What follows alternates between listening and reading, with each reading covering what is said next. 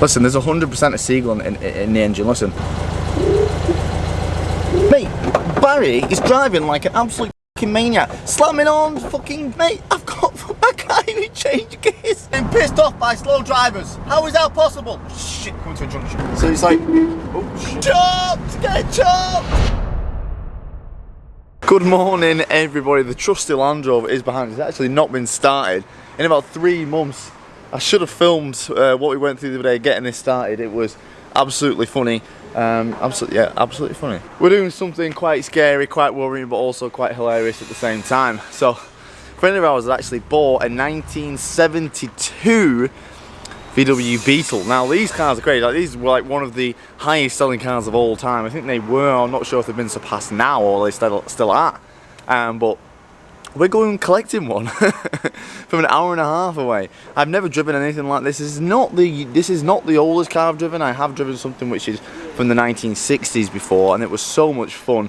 But that was literally round the block. I'm not entirely sure how I'm going to feel about driving this an hour and a half on the motorway. But nonetheless, we're going to pick up a Beetle to drive an hour and a half on the motorway. So we're going to go look over it. He's already pretty much agreed to buy it. So we're just making sure it's not an absolute shitbox. We know it's going to be a bit of a shitbox, and we're going to make sure it's not, you know, a huge shitbox. I'm going to drive it home, and everyone thinks it's not going to make it. I'm feeling quite confident because although it's MOT exempt, it actually has an MOT. They've gone out the way to put an MOT on it. So we're going to drive up there now. Have a look at this Beetle. I've never sat in one of these, never been in one of these, definitely not driven one of these, so it's going to be a fun experience.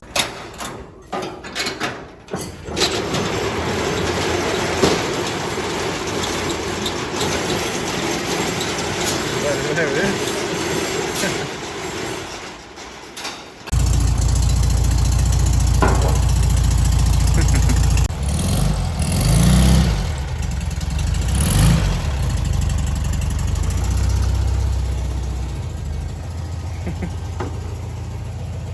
Forever on, and Lee was saying things like not very interesting. Oh, the one owner sort of thing. Just wanted it completely standard because it is a one owner, low mileage car, so it's quite interesting that it's going to. So I am in a Beetle, everybody. The seating position is absolutely horrendous. Why am I out of focus? So here we go, guys.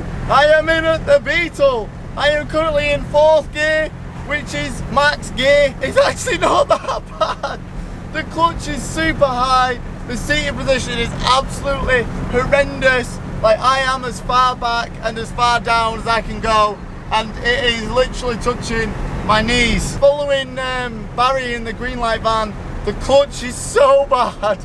I mean, it works, it's just super high, so it's like so unnatural, especially for a guy like me who like raises his foot instead of bringing it up. Oh shit, I forgot to go. The brake! Ah, the brakes! Oh my god, I'm not stopping, guys! I should have brought the bloody, I should have brought the GoPro. Ah! The gear stick is like, you just cannot fucking tell what gear you're in. And it's really hard to start it because it's like, there's a certain trick if it's cold or mid-temperature or full heat. We have no gauges in here, so I have no idea. It is air-cooled, this car, everyone, just remember that. It is air-cooled. There is no coolant in here, so I have no fucking clue what's going on. It has a very funky smell. The smell is rather funky. Shit, hell, is that second? But it's actually like not that bad, like this. So these are tax and MOT exempt, but this one has actually got an MOT. It's been getting MOTs every year, so at least we know it's like somewhat safe, you know, at least I know I'm not going to die. Oh my god, the brakes, you got to stamp on them. But yes, we have no power steering. This is all the gauge that we have. So if anyone's not seen the front of a Beetle, here it is. We do have seat belts. This is a 1972. There is Barry in the van. Oh my god, the clutch is so high. Oh. No, don't brake, Barry! Ah! Yeah, standard BMW driver, thank you. Right, I was adamant there was a seagull in the back of this car. Listen when you just let off the brakes. That is definitely a oh shit. I do not do leg day. This clutch and these brakes are not a bit of me. Oh, look at me, I'm smashing this clutch now, boys. You've got to like bring your whole leg up like whoop. whoa. Like the bite is like, it's like a diesel bite. Like it's not like a bite like a petrol where it suddenly jolts. It's like you've got tons of bite. So it's almost like driving a diesel, to be fair. Just look at the reflection, guys. Listen, there's 100% of seagull in the engine, listen.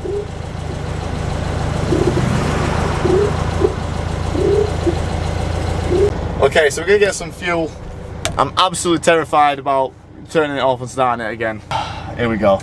Shit. Mate, Barry is driving like an absolute fucking maniac. Slamming on, fucking doing all big sends roundabout. Mate, I can't even change gears. Come on, we're trying to get up this hill.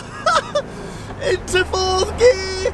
The scary thing is I have no rev count, so I have no idea what revs we're at. It's actually not that bad. I mean, it's a bit terrifying coming to junctions because it just pulls away so fucking slow. How can I be in a 1972 Beetle, but I'm still getting pissed off by slow drivers? How is that possible? Shit, coming to a junction. It fucking hates downshift into second. I was just stuck on a roundabout then with clutching trying to get in second gear. It hates downshifting into second. We are overtaking things in the 1972 Beetle. Get chopped! Get chopped! The funny thing is that, you know, you think engineering has come such a long way since the 1970s. Realistically, it hasn't. This car is sitting at 70, sticking up with all the traffic. It doesn't feel out of place at all.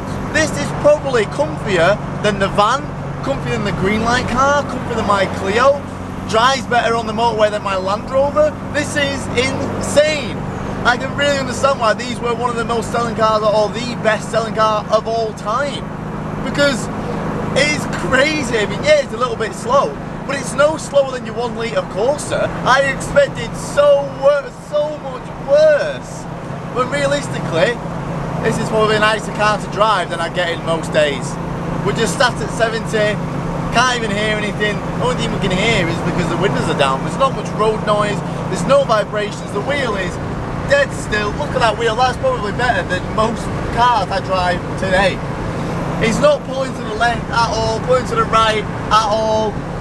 It's just sat here, yeah, it's not got cruise control, yeah, it's not got a radio, but that's all we get in 40 years, seriously? And we have the exact same speed limits today as this car had in the 70s? The same braking distances, judged on those speed limits? It's a bit worrying. So about an hour in, guys. Hopefully not that long left, maybe even more than an hour. It's not that bad. I mean, it's probably still better than the green light car, but the fact there's no headrest is so annoying. Like, my neck is killing. Like, how we went on long trips in this, I really just want to rest my neck, but I can't. But my god, the neck thing is so bad. So we've developed a bit of a noise from the front left wheel at certain revolutions of the wheel, that is, not the engine. I feel like maybe there's a wheel bearing that's going or something in that front left. It's definitely noticeably got louder on the way home. Sounds like almost like a flat tyre noise. So I might have a flat tyre.